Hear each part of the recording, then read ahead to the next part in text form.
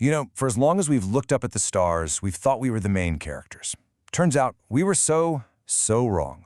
What you're about to see, it's not a story, it's not a legend. This is a recovered archive, a piece of a history that someone tried very hard to bury. Think of this as the opening chapter to a war that's been fought in the shadows for longer than we can possibly imagine. So, what we have here is just a fragment, really. A whisper from an age so old it feels like it never happened. But it did. And it tells a story, a saga of how a universe was born, a war of concepts, and a tragedy that's had ripple effects we're only now starting to see. All right, let's dive in. 40 million years. Just try to wrap your head around that number. It's almost impossible, right? And that's where this record starts. Not with some grand explosion, but with the very last embers of a world that was already dead. The last spark of life. Just these tiny microscopic organisms carrying the first consciousness, floating through the absolute nothingness of space on a rock, just looking for a place to land. And this is where things get truly wild. Look at the scale here. You've got life starting as this microscopic thing, just sleeping inside a lonely piece of rock floating through space, and from that, you get these colossal beings, these dragonites, so massive and powerful that their feelings could literally terraform a planet. That jump, from the tiniest speck to something that can build worlds, that's really the heart of this whole lost record. Okay, so our first section of the archive, it's all about the birth of this new world. And it was a beginning of incredible beauty. But as we'll see, that very beauty is what gave birth to something truly, truly awful. So, in the very beginning, everything was perfect. Harmony. Can you imagine a world where the concept of fear doesn't even exist? It's not that they weren't afraid, it's that there was nothing to be afraid of. Everything just worked in this perfect rhythm. Even darkness wasn't scary, it was just, the quiet shade cast by the light. A place to rest. But of course, perfection like that, it never lasts, does it? The records talk about a single soul, something that got left out, pushed to the edges of all this perfection. And in that isolation, that festering loneliness, it started to change. It got twisted. And this is key. Evil didn't come from the outside. It was a sickness that grew right from the heart of this perfect world. And this twisted thing eventually became a being that the archive just calls addiction. A huge, colossal dragonite. Imagine an evil that's not born of hate, but born purely from loneliness. It was the living emotion of fear itself. And its only drive, its only purpose, wasn't to destroy, it was to consume. To fill that emptiness, to make sure it would never, ever be alone again. So, as you can imagine, the arrival of this thing kicked off a war that shaped everything for thousands of years. But here's the kicker. It didn't end with a heroic victory. It ended with a mistake. A truly tragic mistake that would send ripples down through all of history. The archive calls it the Great Aragonite Event. You have addiction just bursting out from the planet's core, setting the whole world on fire. It's chaos. So the planet itself, its consciousness, fights back. It creates 4 of its own champions, elemental dragonites, one of stone, one of ice, light, and wind. And for thousands of years, it's just this clash of titans, 5 gods battling it out, carving mountains, boiling oceans. It's unimaginable. And finally, they managed to overpower addiction and shove it back down into the dark caves of the planet. But a war like that, it leaves scars, deep ones. One of the heroes, Draco, found himself completely alone after it was all over. And he was terrified of that same crushing loneliness that created addiction in the first place. So he made a deal, a pact. He gave up everything, his power, his godlike form, for one thing, the ability to create others, so he would never be alone. And this is where the story becomes a true tragedy. It's just the most terrible irony. The very people he created to fix his loneliness, these humanoids, they developed this need for fire. And all the smoke from their fires, their industries, their wars, it didn't just disappear. It trickled down deep into the mountain, right to where addiction was trapped. Every bit of smog, every extinguished soul was like a meal for the beast. Without even knowing it, Draco had built the perfect feeding machine for the very monster he'd fought to imprison. All right, prepare for a jump.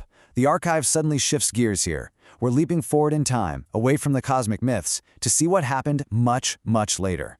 We're about to see the long-term fallout from Draco's decision and how it leads to a very different and very modern kind of threat.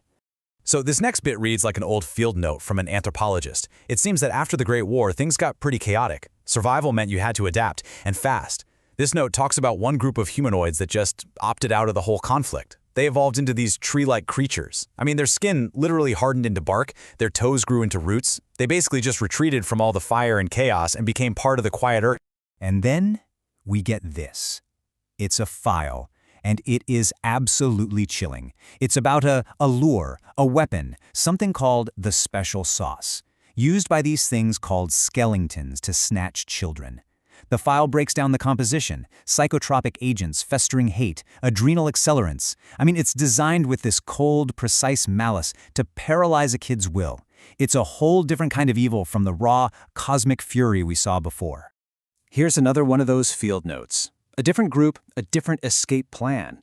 To get away from the constant war on the surface, they went down, deep into the oceans. Their bodies changed, their rib cages became flexible for the pressure, their whole form elongated. They became the first whales.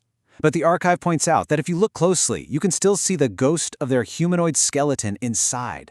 A little reminder of what they used to be, what they had to give up. And just like that, bang, we're snapped right back to the immediate threat.